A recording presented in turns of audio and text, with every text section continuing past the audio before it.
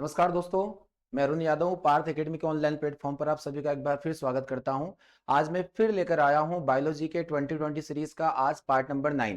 Part number 8 हम already पढ़ चुके हैं, जिसका लिंक मैं आप लोगों को डिस्क्रिप्शन बॉक्स में दे दूंगा, आप वहां जाकर वो देख सकते हैं। तो चलिए बिना देर किए शुरुआत करते हैं आज के इस महत्वपूर्ण सेशन की। आज का पहला क्वेश्चन है हमारे सामने, बायोलॉजी के महत्वपूर्ण क्वेश्चन में से आज का पहला क्वेश्चन हम लोग लेंगे कि मनुष्य के वृक्क में पथरी बनती है, यह पथरी क्या होती है। तो मनुष्य के वृक्क में बनने वाली पथरी का नाम आप लोगों को बताना है। देखिए बहुत ही अच्छा क्वेश्चन है यहाँ पर डियर स्टूडेंट। हमारे शरीर के अंदर अलग अलग मेटेलिक कंपाउंड की वजह से कुछ कंपाउंड्स का निर्माण होता है जो शरीर के लिए कहीं ना कहीं घातक होते हैं। इनसे कई प्रकार की डिसीज क्रिएट होती है। यहां पर आता है कि शरीर के अंदर बनने वाली जो पथरी होती है वो क्या होती है। तो डियर स्टूडेंट मैं आपको बताना चाहूंगा कि हमारे अंदर किडनी में पथरी बन जाती है, और यह पथरी का जो रासायनिक नाम होता है वह होता है कैल्शियम ऑक्सलेट। क्या होता है प्रिय विद्यार्थियों? Calcium oxalate. Calcium oxalate. तो कैल्शियम ऑक्सलेट पथरी का रासायनिक नाम हो जाएगा। तो इसके जो दिए गए ऑप्शन है हम लोग पढ़ लेते हैं। वसाओं के ब्लॉकेज से, तो यहां हमारा गलत आंसर होने वाला है। वृक्क में बालू के कणों की वजह से, यह भी हमारा रॉन्ग आंसर होगा। वृक्क में प्रोटीन के लोकेलाइजेशन की वजह से, यह भी रॉन्ग आंसर होगा। वृक्क के पैल्विस भाग में ऑक्सलेट जैसे लवणों के क्रिस्टलों के बनने के कारण हमारे शरीर के अंदर स्टोन्स का निर्माण होता है, यानी कि पथरी का निर्माण होता है। सही जवाब होगा इस क्वेश्चन के लिए ऑप्शन नंबर डी। किडनी का अध्ययन नेफ्रोलॉजी के नाम से जाना जाता है, और किडनी की जो कार्यात्मक इकाई होती है या फंक्शनल यूनिट जिसे हम बोल सकते हैं, कार्यात्मक इकाई हम नेफ्रॉन को कहते हैं। नेफ्रॉन को कहते हैं। इस नेफ्रॉन में हमारे अंदर यूरिन फॉर्मेशन का काम होगा, मूत्र निर्माण होगा। और यह मूत्र निर्माण कितनी क्रियाविधियों में होता है, कितने चरणों में होता है? तो 3 चरणों में मूत्र का निर्माण हमारे शरीर के अंदर होता है। तो इस क्वेश्चन का महत्वपूर्ण आंसर हो जाएगा ऑप्शन नंबर डी, यानी कि कैल्शियम ऑक्सलेट। मूव करते हैं अगले क्वेश्चन पर। क्वेश्चन नंबर 2 है आज के सेशन का। ऊंचाई पर मनुष्य में लाल रुधिर कणिकाओं की संख्या बढ़ जाती है, क्या वजह है? देखिए कई बार यह क्वेश्चन एग्जाम में आ चुका है कि ऊंचाई पर या पहाड़ पर चढ़ाई करते वक्त जो आरबीसी होती है उसकी संख्या में क्या हो जाती है, संख्या बढ़ जाती है। इसका प्रमुख कारण क्या होना है? तो देखिए मैं आपको बताना चाहूंगा कि हमारे शरीर के अंदर आरबीसी का बढ़ना और घटना यह अलग अलग वायुमंडलीय स्थितियों पर निर्भर करता है। अगर कोई व्यक्ति पहाड़ पर चढ़ाई करता है तो आप सभी भली भांति जानते हो कि यहां पर एटमॉस्फेरिक प्रेशर यानी कि वायुमंडलीय जो दाब होगा वह घट जाता है। वायुमंडलीय दाब घट जाता है कि ऊंचाई पर जाने पर वायुमंडलीय दाब घट जाता है। वायुमंडलीय दाब को मापते हैं बैरोमीटर नाम के एक इंस्ट्रूमेंट के द्वारा। बैरोमीटर के द्वारा वायुमंडलीय दाब मापा जाता है। तो यह वायुमंडल द्वारा दाब आरोपित किया जाता है, इसे हम लोग मेजर करते हैं बैरोमीटर के द्वारा। अब यहां पर जब हम लोग ऊंचाई पर रहते हैं तो मनुष्य में वायुमंडलीय दाब में कमी हो जाती है, वायुमंडलीय दाब में कमी हो जाती है। साथ ही साथ आपको ध्यान रखना है कि यहां पर ऑक्सीजन में भी कमी हो जाएगी, यानी कि गैसों का घनत्व ऊंचाई पर बढ़ने में घट जाता है, यानी कि डेंसिटी ऑफ एयर डिक्रीज करेगा। तो इस वजह से यहां पर क्या होता है, हमारे शरीर के अंदर ऑक्सीजन की कमी हो जाती है। शरीर में ऑक्सीजन की कमी होने की वजह से यहां पर आरबीसी का जो संख्या होगा वो बढ़ जाएगा। तो इसके ऑप्शन हम लोग पढ़ेंगे कि ऑक्सीजन अधिक हो जाता है, यह हमारा रॉन्ग आंसर हो जाएगा। ऑप्शन नंबर बी है ऑक्सीजन का कम हो जाना। तो बड़ा ही महत्वपूर्ण क्वेश्चन है और इसका सही जवाब हो जाने वाला है ऑप्शन नंबर बी, कि ऊंचाई पर जाने पर जो आरबीसी की संख्या है वो बढ़ जाती है। मेरा एक क्वेश्चन यहां से आपके लिए रहेगा और इसका कमेंट बॉक्स में आपको जवाब देना है कि अगर कोई व्यक्ति लेटा हुआ है तो उसकी आरबीसी की संख्या में क्या प्रभाव पड़ने वाला है। इसका जवाब आप मुझे दे दीजिएगा। चलिए बढ़ते हैं क्वेश्चन नंबर 3 की ओर। क्वेश्चन नंबर 3 है हमारे सामने, लैंगरहैंस के उद्दीपक कहां पाए जाते हैं? मानव शरीर से पूछा गया यह क्वेश्चन है कि लैंगरहैंस के द्वीप कहां पाए जाते हैं। तो इसे हम लोग आइसलैंड ऑफ लैंगरहैंस के नाम से जानते हैं। आपने एक महत्वपूर्ण अंग का नाम सुना होगा जिसका नाम है अग्नाशय यानी कि पैंक्रियाज। पैंक्रियाज हमारे शरीर में है। पैंक्रियाज हमारे शरीर की एकमात्र मिश्रित ग्रंथि मानी जाती है, यानी कि मिक्स्ड ग्लैंड है ना। मिक्स्ड ग्लैंड क्यों बोलते हैं, इसका वजह होता है कि यहां से हार्मोन और एंजाइम दोनों का स्त्रावण होता है। एंजाइम और हार्मोन दोनों स्त्रावित होते हैं, इसलिए इसे हम लोग मिश्रित ग्रंथि के नाम से जानते हैं। जिन ग्रंथियों के द्वारा केवल हार्मोन का स्त्रावन होता है उन्हें हम लोग अंतःस्रावी ग्रंथि के नाम से जानते हैं। अंतःस्रावी ग्रंथि यानी कि एंडोक्राइन ग्लैंड, अंतःस्रावी। और जिन ग्रंथियों के द्वारा एंजाइम स्त्रावित किए जाते हैं उन्हें बहिस्त्रावी ग्रंथि के नाम से जाना जाता है। बहिस्त्रावी ग्रंथि के नाम से जाना जाता है। जैसे हमारे अंदर पाए जाने वाली अश्रु ग्रंथि जिसका नाम है लेक्राइमल ग्लैंड, तो लेक्राइमल ग्लैंड हमारे अंदर एक एक्सोक्राइन ग्लैंड के अंतर्गत आएगी, यानी कि बहिस्त्रावी ग्रंथि के अंतर्गत शामिल होती है। तो हम लोग बढ़ने वाले हैं कि जो अग्नाशय होता है वह क्या है। अग्नाशय अगर हम लोग देखें तो डियर स्टूडेंट, अग्नाशय का पार्ट मैं आप लोगों को समझाने वाला हूं। ये होता है हमारा आमाशय, और आमाशय में ही थोड़ा सा नीचे अग्नाशय स्थित होता है, अग्नाशय स्थित होता है। इसकी संरचना, आंतरिक संरचना अगर हम लोग देखें, इंटरनल स्ट्रक्चर, तो इस प्रकार के कुछ आइसलैंड आप लोगों को देखने को मिलते हैं, और इन्हें ही लैंगरहैंस के द्वीप के नाम से जानते हैं। लैंगरहैंस के द्वीप के नाम से इन्हें हम लोग जानेंगे, लैंगरहैंस के द्वीप। काफी महत्वपूर्ण क्वेश्चन है, कई बार एग्जाम्स में इसको टारगेट किया जा चुका है। तो लैंगरहैंस के द्वीप की खोज किसने की थी? लैंगरहैंस नामक वैज्ञानिक ने ही की थी। इसका सही जवाब हमारे पास होने वाला है ऑप्शन नंबर बी, यानी अग्नाशय। पैंक्रियास के अंदर लैंगरहैंस के द्वीप पाए जाते हैं। शरीर में ब्लड बैंक किसको कहा जाता है, यानी कि हमारे अंदर रक्त बैंक किसको कहा जाता है? तो प्लीहा को रक्त बैंक कहा जाता है। इसे आरबीसी का कब्रगाह भी हम लोग बोल सकते हैं। शरीर की सबसे छोटी ग्रंथि होती है पिट्यूटरी ग्लैंड, जिसे हम लोग मास्टर ग्रंथि के नाम से भी जानते हैं, या इसे हम लोग पीयूष ग्रंथि के नाम से भी जान सकते हैं। पीयूष ग्रंथि किसे कहते हैं? तो पिट्यूटरी ग्लैंड को ही पीयूष ग्रंथि कहते हैं। शरीर की सबसे बड़ी ग्रंथि लीवर होती है। शरीर की सबसे बड़ी ग्रंथि यकृत को माना जाता है, यकृत को माना जाता है। चलिए, इस क्वेश्चन का सही जवाब होने वाला है ऑप्शन नंबर बी। बढ़ते हैं अगले क्वेश्चन की तरफ। क्वेश्चन नंबर 4 है हमारे बीच में कि एलिफेंटेसिस जो नामक बीमारी है वो किसके द्वारा फैलती है। एलिफेंटेसिस नामक रोग किसके द्वारा होता है? देखिए, हमने कुछ सूक्ष्म जीवों को पढ़ा है, जैसे बैक्टीरिया होता है, जीवाणु, विषाणु, प्रोटोजोआ, जिसके बाद आ जाता है कवक, फंगस। ये सभी वे सूक्ष्म जीव माने जाते हैं जिनसे कई प्रकार की बीमारियां हमारे अंदर पैदा होती है। पर इनके अलावा और भी कुछ माइक्रो ऑर्गेनिज्म होते हैं या इन सूक्ष्म जीवों के अंदर शामिल होते हैं जिनसे कई प्रकार की बीमारियां होती है, जिसमें महत्वपूर्ण भूमिका निभाते हैं कृमि। कृमि दो प्रकार के होते हैं। एक हो जाता है इनके ग्रुप का नाम प्लेटीहेल्मिन्थस। प्लेटीहेल्मिन्थस यानी एनिमल क्लासिफिकेशन में, हम जब एनिमल क्लासिफिकेशन को डिस्कस करेंगे वहां एक फाइलम हम लोग पढ़ेंगे प्लेटीहेल्मिन्थस। इन्हीं प्लेटीहेल्मिन्थस को हम लोग चपटे कृमि के नाम से जानते हैं। यहां एक आ जाता है एस्कलमेंथस। एस्कलमेंथस यानी कि एस्कलमेंथिस निमेटोडा, या इसे हम लोग गोल कृमि के नाम से भी जान सकते हैं, राउंड वर्म। ये दोनों कृमियां कहीं ना कहीं एंडोपेरासाइट्स के नाम से जाने जाते हैं, अंतः परजीवी जो शरीर के अंदर आंतरिक भाग में जाकर बीमारियां फैलाते हैं। तो यहां पर हम लोग डिस्कस करने वाले हैं एस्केलमेंथस की। तो एस्केलमेंथस में ही आता है वुचेरिया फाइलेरिया नाम का एक कृमि। Wuchereria filaria. तो वुचेरिया फाइलेरिया नाम के कृमि के द्वारा एक रोग होता है जिसे हम लोग हाथी पांव नामक बीमारी के नाम से जानते हैं। हाथी पांव नामक बीमारी क्या होती है?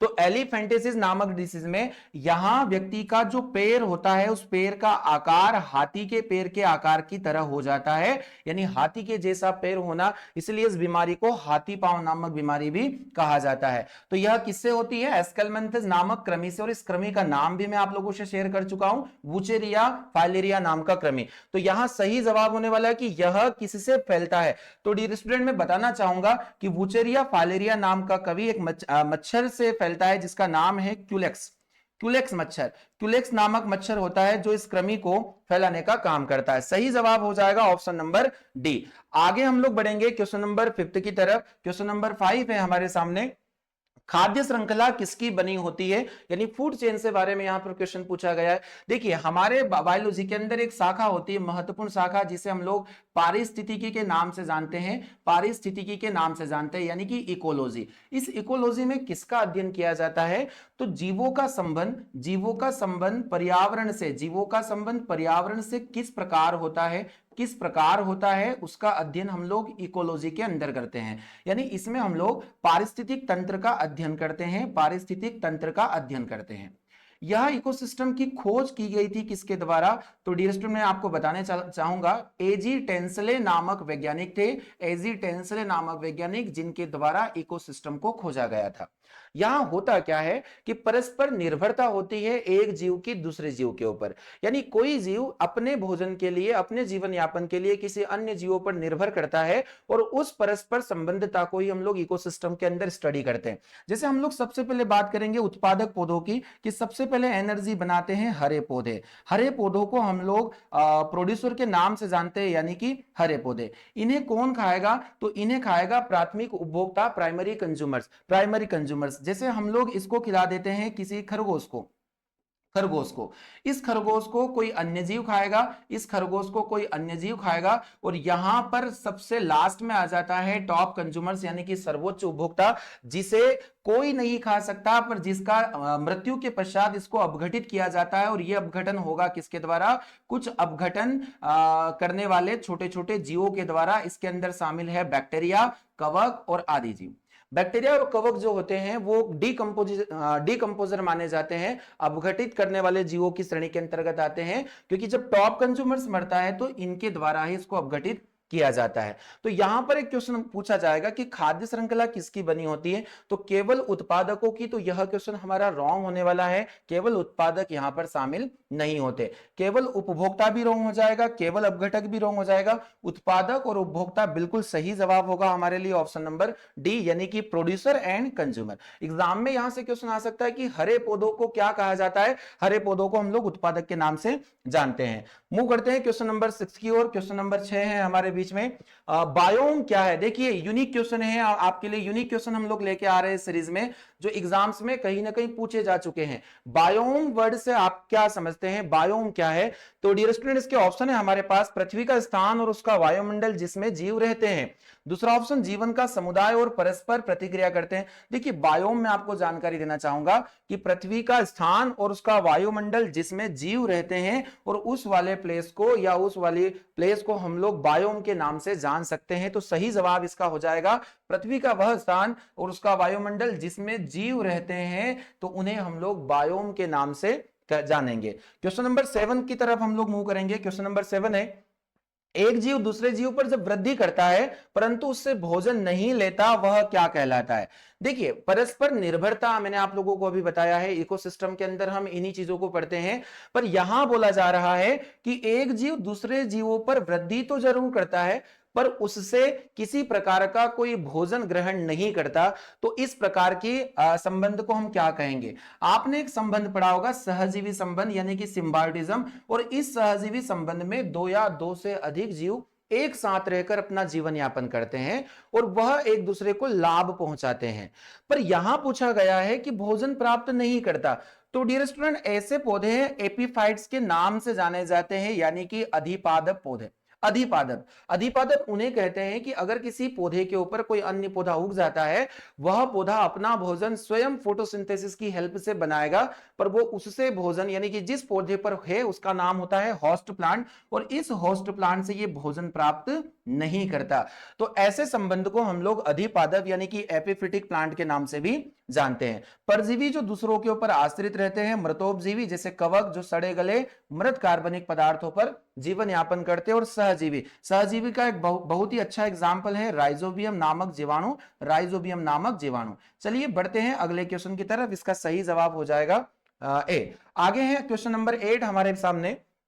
क्वेश्चन है बोटुलिज्म क्या होता है? देखिए यूनिक क्वेश्चन है जिन्हें हम लोग नहीं पढ़ पाते हैं, और आप आज एग्जाम इन्हीं क्वेश्चन को टारगेट करता है। बोटुलिज्म क्या होता है? तो डियर स्टूडेंट्स के ऑप्शन है हमारे पास कि एक प्रकार का भोजन दूषण जो जीवाणु द्वारा होता है, स्रावित करता है, जिससे मृत्यु हो जाती है। अगला ऑप्शन इसके अंदर है हमारे सामने कि मनुष्य में परजीवी विषाणु द्वारा जनित रोग, विभिन्न जीवों का रोग, या फिर पादपों के विषाणु का कारण रोग। देखिए बोटुलिज्म क्या होता है कि जब खाने के अंदर माइक्रो ऑर्गेनिज्म का अटैक होता है, जैसे बैक्टीरिया वगैरह, तो ये बैक्टीरिया उसे डीकंपोज करना स्टार्ट कर देते हैं, हैं और खाना यहां पर खराब हो जाता है। तो यहां पहला ऑप्शन आप ध्यान से पढ़िएगा डियर स्टूडेंट, कि एक प्रकार का भोजन दूषण जो जीवाणु द्वारा पैदा होता है और स्रावित करता है, जिसे मृत्यु हो जाती है। तो इसी ऑप्शन नंबर ए का सही जवाब हमारे सामने होने वाला है कि बोटुलिज्म क्या है, तो option number A correct option यहां पर माना जाएगा। बढ़ते हैं अगले क्वेश्चन की तरफ। क्वेश्चन नंबर 9 है हमारे सामने।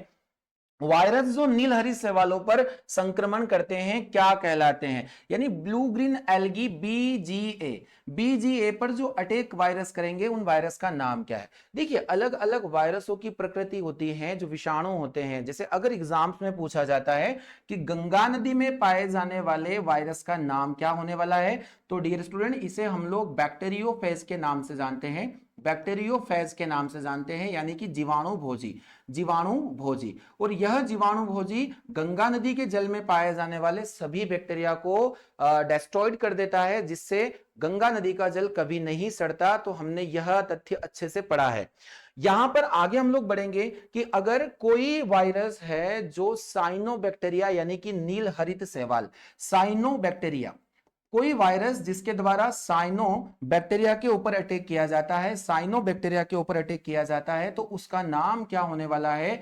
तो इसे हम लोग साइनोफेज के नाम से जानते हैं। किस नाम से जानते हैं? साइनोफेज। देखिए बैक्टीरियोफेज होगा जो बैक्टीरिया पर अटैक करेगा, साइनोफेज होगा जो साइनो बैक्टीरिया के ऊपर अटैक करेगा। तो यहां ऑप्शन हम लोग पढ़ते हैं, ऑप्शन नंबर सी हमारे सामने बिल्कुल सही आंसर होने वाला है। मोजेक वायरस, टीएमवी का नाम आप लोगों ने सुना होगा, टोबैको मोजेक वायरस, दुनिया का पहला वायरस। वायरस की खोज इवॉन विस्की नामक वैज्ञानिक द्वारा की गई थी। चलिए आगे बढ़ते हैं, और वायरस अकोशिकीय जीव माने जाएंगे। सही जवाब हो जाएगा इसके लिए option number C. Question number 10 पर मूव करेंगे। क्वेश्चन नंबर 10 है, निम्नलिखित में से कौन एक सहजीवी जीवाणु है? यानी कि सिम्बायोटिज्म यहां पर पूछा गया है, सिम्बायोटिक बैक्टीरिया कौन माना जाएगा?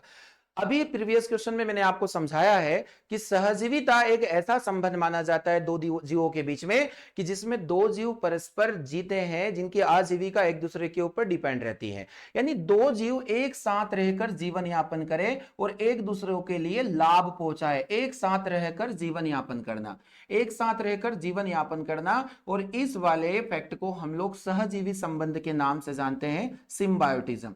कई जीवों में यह संबंध पाया जाता है, कई पौधों में भी यह संबंध पाया जाता है, जिसमें प्रमुख रूप से हम लोग पढ़ते हैं राइजोबियम को। राइजोबियम को, यह राइजोबियम एक प्रकार का जीवाणु होता है जो सभी दलहनी फसलों की जड़ों में पाया जाता है, दलहनी फसलों की जड़ों में। आप लोगों ने रूट नोड्यूल्स को देखा होगा कि जो जड़ें होती है, इन जड़ों में छोटी छोटी ऐसी गांठें पाई जाती है, और इन्हीं गांठों में राइजोबियम बैक्टीरिया होता है। यह बैक्टीरिया का प्रमुख काम होता है नाइट्रोजन को स्थिरीकरण करना, नाइट्रोजन स्थिरीकरण का काम इसका होता है, जो यह नाइट्रोजन को फिक्स करवाएगा। तो महत्वपूर्ण क्वेश्चन है, मैं आपसे जवाब मांगना चाहूंगा कि प्रवाल मूल क्या है? प्रवाल मूल क्या है? कमेंट बॉक्स में जाकर मुझे आप इसका जरूर जवाब दें। कॉलोराइड रूट किसको बोलते हैं? यह भी एक प्रकार का सहजीवी संबंध होता है। किन दो जीवों में कॉलोराइड रूट पाई जाती है? तो इसका जवाब आप मुझे कमेंट बॉक्स में जाकर जरूर दें। तो इसका सही जवाब हो जाएगा यहां पर राइजोबियम बैक्टीरिया, यानी कि ऑप्शन नंबर सी हो जाएगा। तो आगे हम लोग बढ़ेंगे क्वेश्चन नंबर 11 पर। क्वेश्चन नंबर 11 है हमारे सामने, देखिएगा। क्वेश्चन नंबर 11 है, रबर एकत्रित की जाती है। रबर का नाम आप सभी ने सुना होगा प्रिय विद्यार्थियों, और आप लोगों ने यह भी पढ़ा होगा कि जो रबर होता है वो पेड़ से प्राप्त किया जाता है। पेड़ से प्राप्त होने वाला पदार्थ या ये ऑर्गेनिक कंपाउंड होता है रबर। अब यहां पर पूछा गया है कि किस से एकत्रित किया जाता है, तो यूफोर्बिया के तने को पीसकर। तो यूफोर्बिया से रबर प्राप्त नहीं होता है प्रिय विद्यार्थियों। अगला ऑप्शन है यहां पर पपीता, तो पपीता से भी रबर की प्राप्ति नहीं हो सकती। अगला ऑप्शन यहां पर दिया है हिबिया ब्राजिलेंसिस के तने से। बिल्कुल सही जवाब हो जाएगा कि हिबिया ब्राजिलेंसिस नामक पौधे के तने से लेटेक्स नामक जो व्हाइट मटेरियल होता है उसको एकत्रितकरण किया जाएगा, और इसी से रबर का निर्माण होता है। रबर के बारे में एक विधि आप लोगों को पता होनी चाहिए, वल्कनीकरण क्या होता है, वल्कनीकरण की प्रक्रिया में क्या होता है। देखिए इसमें क्या करेंगे हम लोग कि जो रबर हम लोगों ने प्राप्त किया वो लिक्विड स्टेज में होता है, और इसमें हम लोग सल्फर मिलाने के बाद में इसके अंदर इलास्टिसिटी का नेचर जो है हम लोग डाल देते हैं। वल्कनीकरण की प्रक्रिया में या वल्कनाइजेशन में हम लोग सल्फर को ऐड करते हैं। कहां ऐड करते हैं? रबर के अंदर, और इस विधि का नाम हो जाएगा वल्कनीकरण। बड़ा ही महत्वपूर्ण क्वेश्चन है, इसका सही जवाब होने वाला ऑप्शन नंबर सी। मूव करते हैं आज के क्वेश्चन नंबर 12 पर। क्वेश्चन नंबर 12 है ज़ेंथोफिल क्या होता है। ज़ेंथोफिल क्या होता है? तो आप लोगों ने महत्वपूर्ण वर्णकों के बारे में जरूर पढ़ा होगा प्रिय विद्यार्थियों। जैसे एक महत्वपूर्ण वर्णक होता है क्लोरोफिल, और इस क्लोरोफिल की वजह से पौधों का रंग होता है हरा। पौधों का रंग होता है हरा। जैसे शैवालों में सबसे ज्यादा कौन सा क्लोरोफिल पाया जाता है? तो क्लोरोफिल के भी 4 प्रमुख प्रकार होते हैं, chlorophyll A, chlorophyll B, chlorophyll C और क्लोरोफिल डी। तो महत्वपूर्ण क्वेश्चन यहां पर बन सकता है कि सबसे ज्यादा शैवालों में पाया जाने वाला क्लोरोफिल होता है ए। क्लोरोफिल ए शैवालों में सबसे ज्यादा पाया जाता है। ऐसे ही कुछ अन्य वर्णक भी हम लोग देखेंगे। जैसे एक वर्णक यहां पर पूछा जाता है जेंथोफिल। जेंथोफिल, तो इस जेंथोफिल वर्णक के बारे में हम लोग ऑप्शन को पढ़ लेते हैं। यहां पर दिया गया कि यह एक रंगहीन वर्णक होता है, तो यह बिल्कुल रॉन्ग आंसर होने वाला है। पीले रंग का वर्णक, हरे रंग का वर्णक या फिर लाल रंग का वर्णक। तो डियर स्टूडेंट, मैं बताना चाहूंगा कि जो जेंथोफिल होता है एक प्रकार का पीले रंग का वर्णक होता है। कि अगर किसी पौधे के अंदर जो रंग है उसका पीला हो रहा है, येलो हो रहा है, तो उसका प्रमुख कारण जेंथोफिल को माना जाता है। ऐसे ही लाल रंग के वर्णक भी पाए जाते हैं। जैसे टमाटर का जो लाल रंग है वो किसके कारण होता है? तो टमाटर का लाल रंग लाइकोपिन नामक पिगमेंट की वजह से होता है। लाइकोपिन नामक पिगमेंट की वजह से। तो बड़ा ही महत्वपूर्ण क्वेश्चन है। यहां सही जवाब हो जाएगा ऑप्शन नंबर बी। मूव करते हैं क्वेश्चन नंबर 13 पर। क्वेश्चन नंबर 13 है हमारे सामने। बरसात के दिनों में भूमि में फिसलनदार हो जाती है। देखिए, भूमि फिसलनदार होने का प्रमुख कारण इस क्वेश्चन में पूछा गया है कि क्या वजह है कि बारिश के दिनों में भूमि अक्सर फिसलनदार बन जाती है। तो यहां हम कुछ कारणों को पढ़ते हैं कि सबसे पहला कारण है ड्यू टू ग्रीन एल्गी, यानी नील हरित शैवाल। हरित शैवाल के कारण, नील हरित शैवाल के कारण, मांस के कारण या फिर ब्राउन शैवाल के कारण। देखिए, मैंने आपको यह जानकारी दी है कि जब लंबे समय तक किसी स्थान पर, किसी एक स्थान पर पानी का जमाव होता है तो वहां बहुत जल्दी साइनोबैक्टीरिया पनप जाते हैं। यानी साइनोबैक्टीरिया नील हरित शैवाल, और इन्हीं नील हरित शैवालों की वजह से वह सतह हरे रंग की हो जाती है। और इसमें प्रमुख रूप से फिसलन का जो कारण है वह नील हरित शैवाल को माना जाता है, यानी कि ब्लू ग्रीन एल्गी। तो ब्लू ग्रीन एल्गी इसका सही जवाब होने वाला है। ऑप्शन नंबर बी इसका सही जवाब होने वाला है। शैवालों की वजह से नहीं होगा, ऑप्शन नंबर इसका बी सही होगा। नील हरित शैवाल इसका करेक्ट आंसर है। क्वेश्चन नंबर 14 को देखते हैं। क्वेश्चन नंबर 14 क्या है? क्वेश्चन नंबर 14 है लाल सागर का लालपन किसके कारण होता है?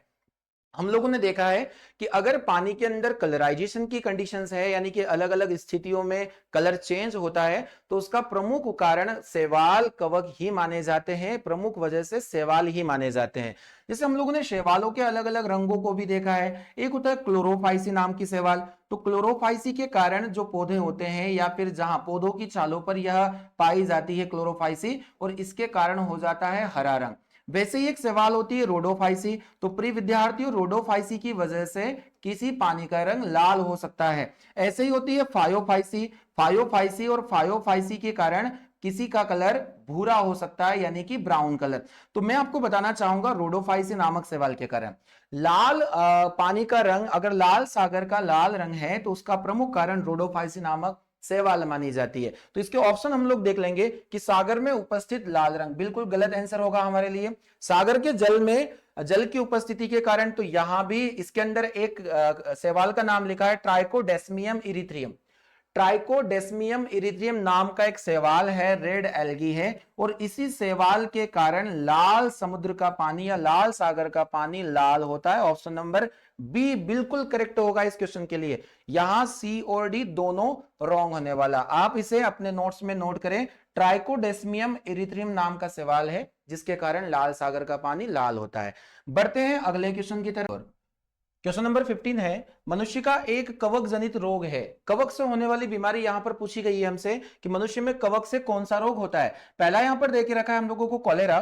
कॉलेरा नाम का रोग। देखिए, कॉलेरा एक प्रकार का जीवाणु जनित रोग होता है डियर स्टूडेंट। किस रोग से? जीवाणु जनित रोग यह होगा।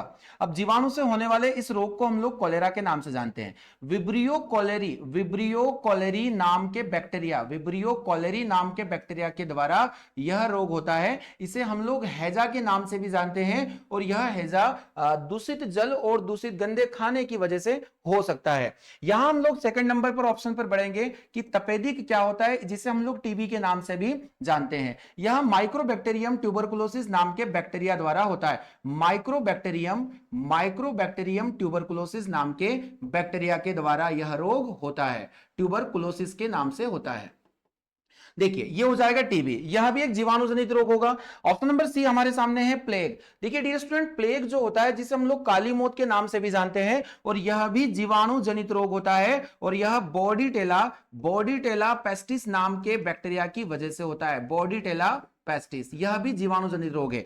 लास्ट ऑप्शन हमारे सामने है रिंगवॉर्म, यानी कि रिंगवॉर्म जिसे हम लोग दाद के नाम से भी जानते हैं। यह एक कवक के कारण होने वाला रोग है, और इस कवक का नाम है ट्राइकोफाइटान लेरुकोसम नाम का कवक। ट्राइकोफाइटान ट्राइकोफाइटान ट्राइकोफाइटान लेरुकोसम नाम का कवक, लेरुकोसम नाम का कवक, जिसकी वजह से हमारे अंदर दाद हो जाती है। आगे हम लोग बढ़ेंगे, इसका सही जवाब हो जाएगा ऑप्शन नंबर डी, जो कवक से होने वाला रोग है। मूव करते हैं क्वेश्चन नंबर 16 पर। क्वेश्चन नंबर 16 है, रसायन प्रयोगशाला में उपयोग में लाए जाने वाले लिटमस जो होता है वह किससे प्राप्त किया जाता है। देखिए लिटमस एक प्रकार का सहजीवी संबंध माना जाता है। आप लोगों ने लाइकेन के बारे में पढ़ा होगा कि यह लाइकेन जो होता है वह एक प्रकार का सहजीवी संबंध है। यह सहजीवी संबंध किसके बीच में है, तो प्रिय विद्यार्थियों मैं आपको बताना चाहूंगा, शैवाल और कवक आपस में मिलकर एक सहजीवी संबंध बनाते हैं, और इस सहजीवी संबंध का नाम हो जाता है लाइकेन। लाइकेन, यहां शैवाल भोजन निर्मित करेगा और कवक जो है वो उसको जल की आपूर्ति करवाता है। यहां हम लोग देखेंगे कि इसी लाइकेन से लिटमस पेपर का निर्माण किया जाता है, लिटमस पेपर का निर्माण किया जाता है, और इस लिटमस पेपर से हम लोग अम्ल और क्षार का परीक्षण आसानी से कर सकते हैं। तो यहां पर क्वेश्चन पूछा गया कि लिटमस किससे प्राप्त किया जाएगा, सही जवाब होने वाला हमारे पास में लाइकेन के द्वारा, यानी कि फ्रॉम लीचेन, लाइकेन इसका सही जवाब हो जाएगा। प्रिय विद्यार्थियों, एक महत्वपूर्ण क्वेश्चन यहां से आ सकता है कि जो लाइकेन होता है उसे प्रदूषण सूचक के नाम से भी जानते हैं। जब वायुमंडल में सल्फर डाइऑक्साइड की मात्रा ज्यादा बढ़ जाती है तो लाइकेन वहां पर अपने आप को अनुपस्थित कर लेंगे, तो प्रदूषण सूचक यानी कि पॉल्यूशन इंडिकेटर के नाम से भी इसको हम लोग जानते हैं। सही जवाब हो जाएगा ऑप्शन नंबर बी। बढ़ते हैं क्वेश्चन नंबर 17 की ओर। क्वेश्चन नंबर 17 है हमारे पास में, प्लाज्मा झिल्ली क्या है, प्लाज्मा मेम्ब्रेन के बारे में पूछा गया है। तो देखिए हमारे अंदर कोशिका होती है, यानी कि हम लोग जंतु कोशिका की बात करेंगे। जंतु कोशिका क्या होती है, जंतु कोशिका के अंदर हमारे सेल के आसपास एक प्लाज्मा मेम्ब्रेन पाई जाती है, जिसे हम लोग कोशिका झिल्ली के नाम से जानते हैं। किस नाम से जानेंगे, कोशिका झिल्ली के नाम से जानते हैं। तो प्रिय विद्यार्थियों, यह कोशिका झिल्ली जो होती है यह एक सेमी परमीबल मेम्ब्रेन की तरह काम करती है, यानी कि अर्धपारगम्य झिल्ली, अर्धपारगम्य झिल्ली। तो अर्धपारगम्य झिल्ली यह इस नाम से जानी जाएगी। यह झिल्ली का प्रमुख काम होता है कि हमारे कोशिका के लिए जो आवश्यक जल और मिनरल्स होते हैं, यानी कि खनिज लवण, उन्हें ये एक्सचेंजेशन करवाने का काम करती है, यानी कि आदान प्रदान करवाने का काम करती है। लास्ट टाइम एनटीपीसी एग्जाम्स ने क्वेश्चन यहां से पूछा है कि अर्धपारगम झिल्ली का रासायनिक नाम क्या होता है, तो इसका नाम मैं आपको बताने वाला हूं, कॉपर फेरोसाइनाइड। कॉपर फेरोसाइनाइड को हम लोग अर्धपारगम्य झिल्ली के नाम से जान सकते हैं। तो इसका प्रमुख ऑप्शन हम लोग देख लेते हैं, प्रोटीन संश्लेषण में सहायक करती है। केवल जल के कोशिका को, देखिए केवल जल को यहां पर हमारा रॉन्ग आंसर होने वाला है। ऑप्शन नंबर सी है, कोशिका में जल और खनिज लवणों के प्रवेश या निकास को नियंत्रित करती है, जो हमारे लिए बिल्कुल सही जवाब होने वाला है। चलिए बढ़ते हैं क्वेश्चन नंबर 18 पर। क्वेश्चन नंबर 18 है, ग्लूकोज के एक अणु से पूर्ण ऑक्सीकरण से कितने एटीपी का निर्माण होता है। तो प्रिय विद्यार्थियों, मैं आपको बताना चाहूंगा, हमारी कोशिका के अंदर दो प्रकार की प्रक्रियाएं होती है, एक होता है ऑक्सी श्वसन और एक होता है अनाक्सी श्वसन। ऑक्सी और अनाक्सी श्वसन, एरोबिक और इन एरोबिक रिस्पायरेशन, यहां हम लोग डिस्कस करेंगे। तो ऑक्सी श्वसन की प्रक्रिया ऑक्सीजन की उपस्थिति में संपन्न होती है, जहां भोज्य पदार्थ का पूर्ण ऑक्सीकरण संभव होता है। हमारी कोशिका में भोज्य पदार्थ का पूर्ण ऑक्सीकरण ऑक्सी श्वसन के दौरान होता है, और यह प्रक्रिया O2 की एब्सेंट में होती है, यानी कि यहां O2 जो है वो एब्सेंट रहता है। यहां भोज्य पदार्थ का कंप्लीट ऑक्सीडेशन संभव नहीं होता है। यहां जो ऊर्जा बनती है कुल 38 एटीपी अणुओं का यहां लाभ होता है, और इस वाली प्रक्रिया में केवल 2 एटीपी अणु का निर्माण होता है। तो यहां हमसे पूछा गया है कि ग्लूकोज के एक अणु के पूर्ण ऑक्सीकरण यानी कि एरोबिक रिस्पायरेशन के द्वारा कितने एटीपी अणुओं का निर्माण हो सकता है। तो इसका सही जवाब होने वाला है 38। तो हमारे ऑप्शन में ऑप्शन नंबर बी हमारे लिए बिल्कुल सही जवाब होने वाला है। बढ़ते हैं अगले क्वेश्चन पर। क्वेश्चन है हमारे सामने, डेयरी उद्योग, डेयरी के दूध तथा पादप पदार्थों का किण्वन करने वाला जीवाणु कौन सा है। क्वेश्चन नंबर 19 देखिएगा कि डेयरी के दूध और पादप पदार्थों का किण्वन करने वाला बैक्टीरिया यहां पर कौन सा हो सकता है। दूध के बारे में मैंने आपसे कल डिस्कस किया था कल के सेशन में कि दूध का रंग सफेद क्यों होता है। तो दूध का रंग सफेद, उसके अंदर पाया जाने वाला एक प्रोटीन जिसका नाम है केसिन प्रोटीन। दूध का रंग पीला क्यों होता है, तो प्रिय विद्यार्थियों इसका प्रमुख कारण हो जाएगा कैरोटीन नामक प्रोटीन, कैरोटीन नामक प्रोटीन। दूध जो दही में बदलता है, दूध को दही में बदलने वाली प्रक्रिया, यह प्रक्रिया होती है एक जीवाणु के किण्वन के द्वारा, और इस जीवाणु का नाम हो जाएगा प्रिय विद्यार्थियों lactobacillus, lactobacillus, lactobacillus bacilli, lactobacillus bacilli इसका पूरा नाम हो जाएगा। तो यह बैक्टीरिया है जो दूध का किण्वन करवा देता है, जो जटिल कार्बनिक पदार्थों से सरल कार्बनिक पदार्थों का निर्माण करवाएगा। ऑप्शन हम लोग पढ़ लेते हैं, तो यहां लैक्टोबैसिलस हमें सर्च करना है, तो ऑप्शन नंबर डी देखिएगा, ऑप्शन नंबर डी इस क्वेश्चन का सही जवाब होने वाला है। चलिए बढ़ते हैं आज के इस महत्वपूर्ण सेशन के 2020 श्रृंखला के लास्ट क्वेश्चन की तरफ। तो आज का आखिरी क्वेश्चन है हमारे सामने, क्वेश्चन है कि निम्नलिखित में से कौन सा सवाल अगार अगार अगार अगार काफी महत्वपूर्ण क्वेश्चन माना जाता है, बहुत ज्यादा एग्जाम में पूछा जा चुका क्वेश्चन है। अगार अगार क्या है कि निर्माण में प्रयुक्त किया जाता है।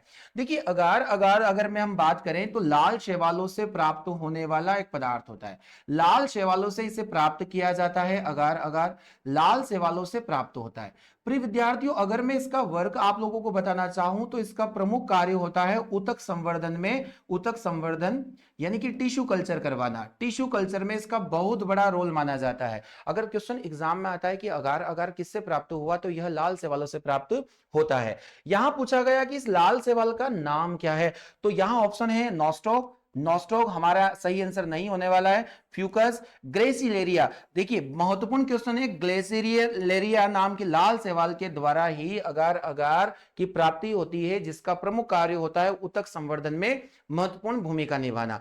तो देखिए बहुत ही महत्वपूर्ण क्वेश्चन और यूनिक क्वेश्चन हम लोग आपको करवा रहे हैं। इस सीरीज का पूरा पूरा बेनिफिट आप लोगों को आने वाली सभी एग्जाम्स में मिलने वाला है। तो आज की इस सीरीज को हम लोगों ने कंप्लीट किया है, तो उम्मीद है आपको बहुत अच्छे से समझ में आ रहा है। चलिए तो इस सीरीज में इतना है, मिलते हैं कल के सेशन में। जय हिंद, जय भारत।